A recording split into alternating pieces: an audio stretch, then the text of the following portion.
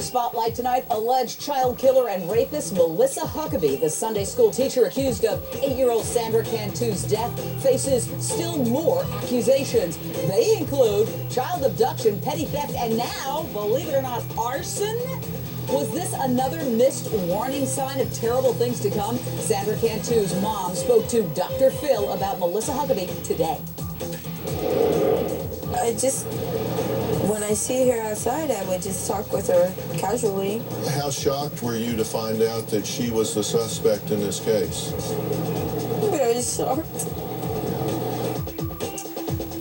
Poor thing. Also speaking out, Laura Polk, the mother of a 7-year-old girl who disappeared for 4 hours with Huckabee in January. She says Huckabee did not have permission to take her daughter, as Huckabee claims. She charges the child came back drugged and says she told the cops, check out Melissa Huckabee when little Sandra disappeared.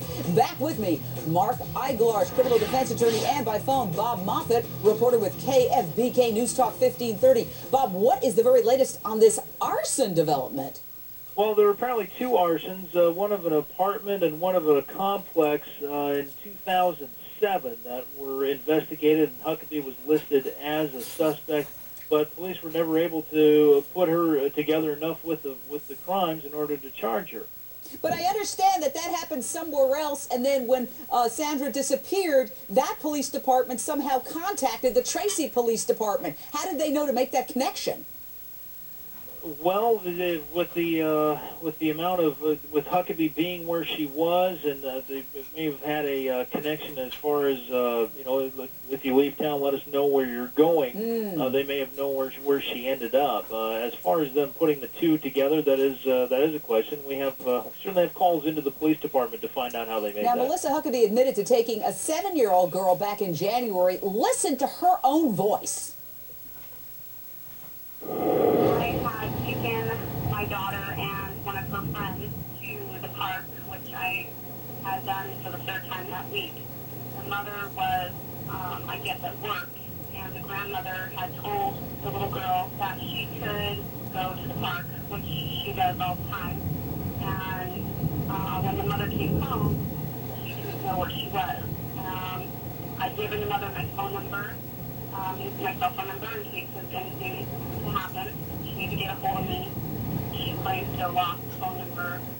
The mother of the little girl, Mark Eiglarz, says, no way, that didn't happen. Nobody gave her permission, and the child came back drugged. Now we're hearing these suspicions of arson, even though she hasn't been charged with any arson counts.